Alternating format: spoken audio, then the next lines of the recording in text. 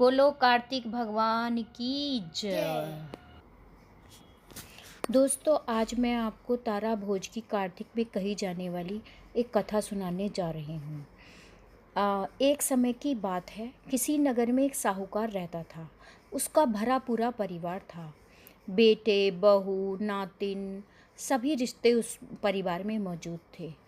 उसी परिवार की एक मंझली बहू तारा भोज का व्रत रहती थी, कार्तिक का नित्य नेम करती थी। एक बार उसने तारा भोज का निश्चय किया। तारा भोज की कहानी सुनने के लिए उसने अपनी सास से कहा।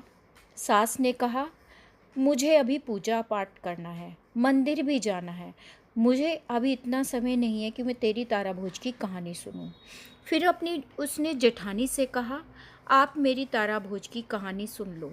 पर जेठानी ने भी साफ इनकार कर दिया। कहा, मुझे अभी तो खाना बनाना है, मैं आपकी कहानी कैसे सुन सकती हूँ। फिर उसने अपनी दौरानी से आग्रह किया, आप ही मेरी कहानी सुन लो। उसने भी मना कर दिया। उसने कहा, मुझे अभी बच्चों का काम करना है, मैं इसीलिए आपकी कहानी नहीं सुन सकती।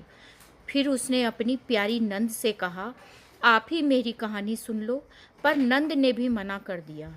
उसने कहा, मुझे अपने ससुराल जाना है, उसके लिए अभी तैयारी भी करनी है, मेरे पास इतना समय नहीं है कि मैं तुम्हारी तारा भोज की कहानी सुन सकूं। बाई चांस की बात है कि उस साहूकार का घर राजा के महल के पास था।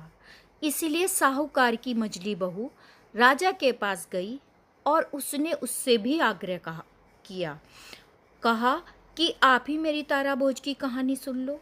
राजा ने कहा, मुझे अपना राजपाट संभालना है, राज्य का काम करना है, मेरे पास इतना समय नहीं है कि मैं तुम्हारी कहानी सुनूं। बहू उदास होकर अपने घर वापस आ रही थी। रास्ते में उसे पड़ोसन मिली। उसने पड़ोसन से कहा, तुम मेरी कार्तिक की कहानी सुन लो। पड़ोसन इस पे तैयार हो गई। पड़ोसन ने पूरे महीने बड़ी श्रद्धा भाव से उसकी कहानी सुनी और पूजा पाठ भी उसके साथ किया। बहू बहू ने कार्तिक मास का नित्य नेम पूरा किया।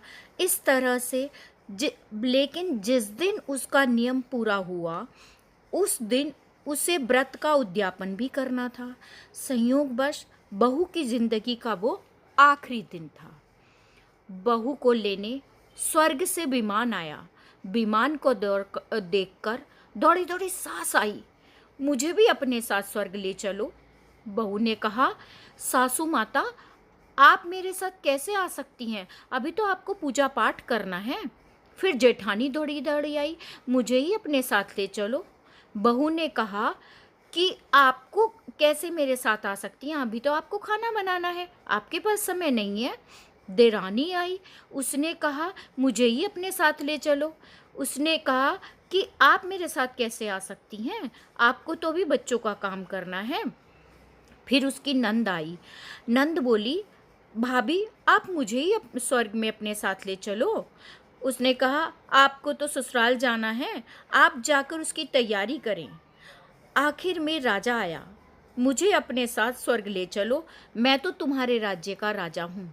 बहू ने कहा, आपको तो राजपाट संभालना है, आपके पास समय कहाँ पर है। आखिर में उसकी पड़ोसन आई, बहन, मुझे अपने साथ ले चलो। बहू ने कहा, हाँ, आप मेरे साथ चलें, क्योंकि आप ही ऐसी थीं जिसने मेरी कार्तिक की कहानी सुनी है और मेरे नित्य नियम को पूरा किया है।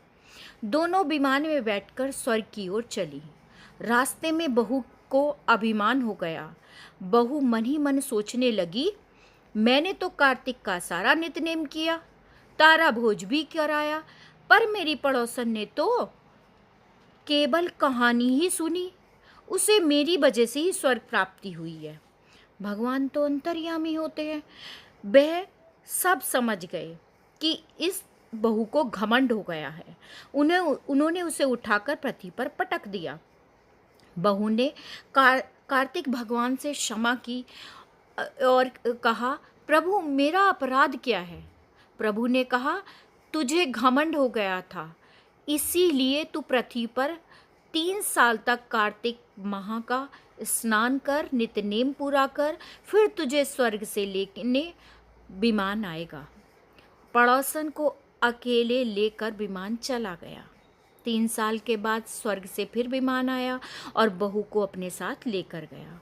दोस्तों, हमें अपनी श्रद्धा भाव से ही सारे काम करने चाहिए, कभी घमंड नहीं करना चाहिए, सच्चे दिल से भगवान की भक्ति करनी चाहिए। बोलो कार्तिक भगवान की जय।